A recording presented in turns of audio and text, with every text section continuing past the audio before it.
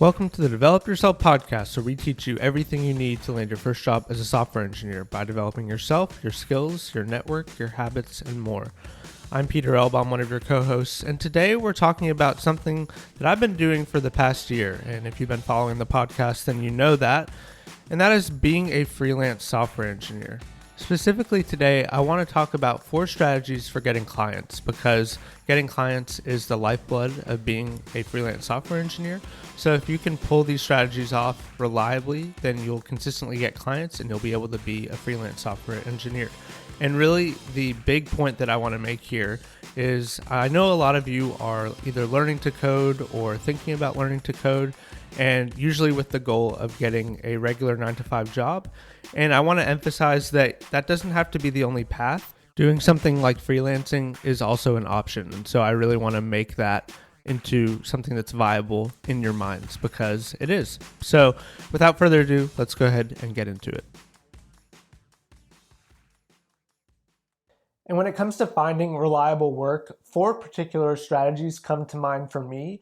There are either things that I've tried or things that I expect that I will try in the coming year. And so I wanted to talk about those today in hopes that they might give you a few ideas or inspiration for how you might go about building up your own roster of clients. So I'm going to talk about 4 strategies for finding clients. And for each of those, I'm going to talk about some examples of what it would look like to implement that strategy, as well as the pros and the cons for each. So let's go ahead and get into it. Okay, so the first and probably the most common strategy is to use a platform to find freelancing work. So examples of using one of these could be looking on a website that you've probably heard of, like Upwork or Fiverr, or you could look on a site that is more focused on developers like TopTal or Gun.io.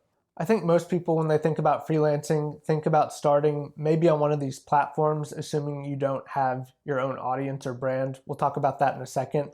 But these platforms are there for a reason, and they have a lot of positives. I think the main positive for you as a freelancer is that they aggregate demand. Basically what that means is you don't have to go out looking for the work and trying to figure out who would want to hire a freelancer, because the people that are looking to hire freelancers are already there on the site. Now, the flip side of that is that these marketplaces are often very crowded, right? Because people don't want to go out and try and figure out who wants a freelancer.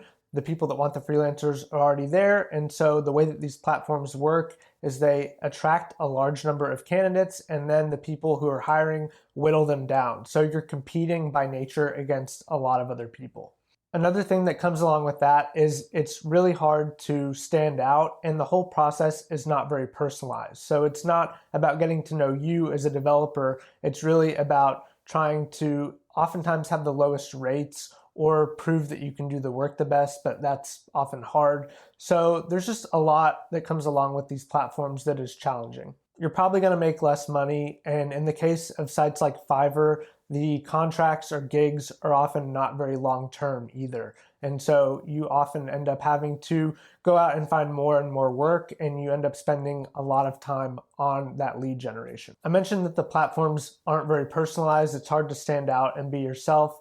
And a much better way of doing that is with the second strategy, which is via networking. I mentioned that it's hard to stand out on these platforms, but a much better way of standing out and having a more personalized experience is through leveraging your network. I think for a lot of people, your network these days means just posting on LinkedIn. In theory, there's a lot of people that are your actual connections on it. And this could look like just throwing up a post saying, hey, I'm out here, I'm looking for, X number of hours per week of contracting work, DM me if you're interested. The pros of something like this is that if there is work coming from it, the odds are good that it's from a connection or a connection of a connection. And for me, that would just mean that there's a higher likelihood of the gig working out and being a good match, and you're probably going to get paid more because you can leverage your reputation. The drawback to this strategy is that a lot of people on LinkedIn specifically may just not be looking for freelance developers or freelance whatever it is that you do. And so the opportunities aren't concentrated like they are on a platform. I think this approach can fall short because you're putting a post out there and basically just hoping that it finds the right person and that that person wants to hire a freelancer. So that brings us to our third strategy, which is doing some outbound. This is basically like the last strategy, except way more active on your part. So what would this look like? For me, this would look like going on LinkedIn and searching for recruiters that work for companies that you think are interesting or where you think you could add value. Then you could either reach out to them directly or use a Chrome extension to scrape their email and then follow up with them with a personalized email. I would probably write something like, hey, so-and-so, I'm a freelance developer and I'm looking to pick up X number of hours per week, kind of like in our LinkedIn post. Let me know if that's something that you guys would be interested in. These are my specializations. Here's my cell phone number. Something like that, very short and sweet. The advantage of this strategy is that you're not just hoping that a post on LinkedIn finds the right person. You're actually, like I said, being active. You're doing some of the legwork. You're deciding who you would like to work with, and you're just more taking control of the situation. As a result, you have a higher degree of agency of who you end up working with in the long term. Now, it's probably no surprise that the con to this strategy is that it's probably the most labor intensive of all the strategies that I'm going to mention. So you could end up putting in a lot of work and it might just not work out.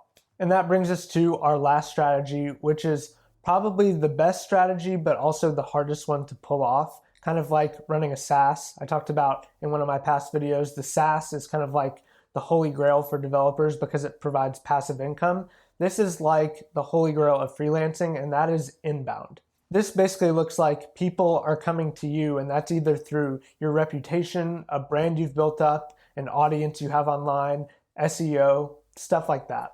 And this is great, right? If you have people that are reaching out to you, it means you can filter and be selective about who you work with. And you don't have to do all that legwork that I mentioned in our last strategy doing outbound. You can just let the opportunities come to you. Of course, the drawback for most people is that it takes usually a really long time to build up a brand or your reputation or an audience or high ranking on a page for SEO. All that stuff is labor intensive, so you're putting a lot of work in on the front end, and the results may not appear ever or may not appear for a very long time. So there's a reason why it's the most attractive thing. It's because it's the hardest to pull off. Probably the fewest number of people are actually able to accomplish it, and for that reason, it's the most desirable. So those are my 4 strategies for finding freelance work. I hope this was helpful. That's all for today. Thanks so much for being with us. A few shameless plugs before you go.